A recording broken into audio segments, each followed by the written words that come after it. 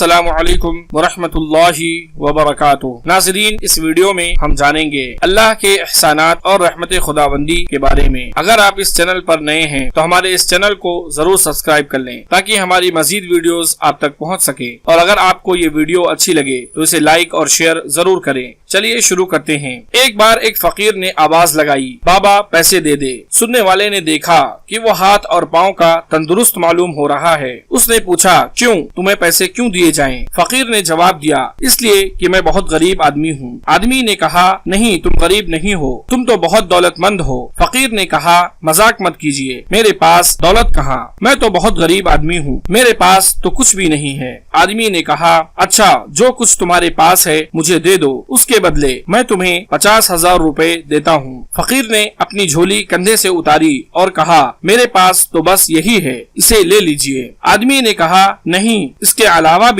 تمہارے پاس بہت کچھ ہے۔ تمہارے پاس 2 پاؤں ہیں، ان میں سے ایک مجھے دے دو اور مجھ سے 10,000 روپے لے لو۔ فقیر نے دینے سے انکار کر دیا۔ پھر آدمی نے کہا، تمہارے پاس 2 ہاتھ ہیں، ان میں سے ایک مجھے دے دو اور مجھ سے 20,000 روپے لے لو۔ فقیر نے دوبارہ انکار کر دیا۔ آدمی نے پھر کہا، اچھا، تمہارے پاس 2 آنکھیں ہیں، ان میں سے ایک مجھے دے دو اور مجھ سے 20,000 روپے لے لو۔ فقیر نے اب بھی دینے سے انکار کر دیا۔ آدمی نے کہا، دیکھو، اللہ تعالیٰ نے تمہیں 2 ہاتھ، 2 پاؤں اور 2 آنکھیں دی ہیں، میں نے صرف ایک کے دام لگائے تو 50,000 روپے ہو گئے۔ اگر دونوں ہاتھ، دونوں پاؤں اور دونوں آنکھوں کا دام لگایا جائے تو ان کی قیمت 1 لاکھ ہو جائے گی۔ اس کا مطلب یہ ہے کہ یہ جسم جو تمہارے پاس ہے، اس میں بے شمار چیزیں ہیں، اس کی صرف 3 چیزوں کے دام بھی کم از کم 1 لاکھ روپے ہیں۔ پھر تم غریب کیسے ہو؟ تم تو بہت دولت مند ہو۔ حقیقت یہ ہے کہ آدمی کے پاس کچھ بھی نہ ہو تب بھی اس کے پاس بہت کچھ ہوتا ہے۔ یہ جسم و دماغ جو ہمیں ملا ہے، یہ تمام چیزوں سے زیادہ قیمتی ہے۔ اگر ہمارے پاس ہاتھ ہے جس سے ہم پکڑیں، پاؤں ہے جس سے ہم چلیں، آنکھ ہے جس سے ہم دیکھیں، زبان ہے جس سے ہم بولیں، تو گویا ہمارے پاس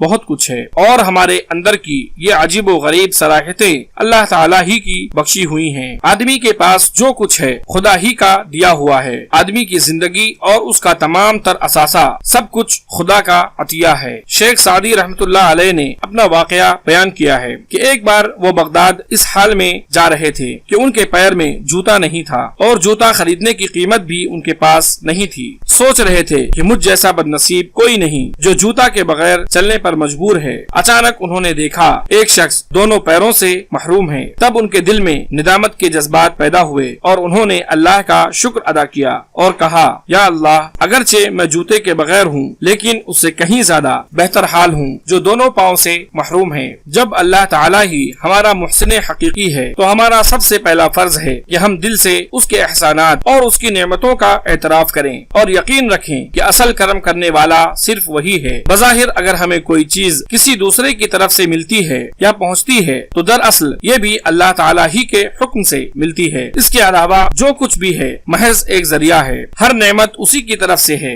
ہمیں جو کچھ مل رہا ہے اسی کی دین ہے۔ اس کے علاوہ نہ کوئی محسن ہے نہ کوئی منعم۔ ہر طرح کے شکر کے لائق صرف وہی ہے۔ ہم پر احسانات کی بارش کرنے میں اس کا کوئی شریک نہیں ہے۔ اگر کوئی شخص اپنے کسی محسن کا احسان فراموش کر دے اور اس کا حق ادا نہ کرے تو اسے احسان فراموش کہا جاتا ہے۔ ہم انسانوں کے پاس جو کچھ بھی ہے اللہ تعالیٰ ہی کا دیا ہوا ہے، اور دنیا میں جتنی چیزیں ہیں ہم انسانوں کو فائدہ پہنچانے کے لیے ہی بنائی گئی ہیں۔ ہمارے ہاتھ، پاؤں، جسم، آنکھیں، دماغ، چمکتا ہوا چاند، گرم اور روشن سورج، تیز اور ٹھنڈی ہوائیں، دنیا کو زندگی دینے والی بارش، زمین سے اگنے والے اناج اور ترکاریاں، پیڑ اور پودے وغیرہ، یہ سب چیزیں اللہ تعالیٰ کی وہ بہترین نعمتیں ہیں جو بلا کسی اجرت و معاوضہ کے ہمیں فائدہ پہنچا رہی ہیں۔ اگر انسان کی ایک آنکھ ٹوٹ جائے اور وہ اسے حاصل کرنے کے لیے اپنی پوری جائیداد اور اپنی پوری زندگی کی کمائی داؤں پر لگا دے تب بھی وہ پھوٹی آنکھ واپس نہیں پا سکتا۔ اس لیے دنیا کی تمام چیزوں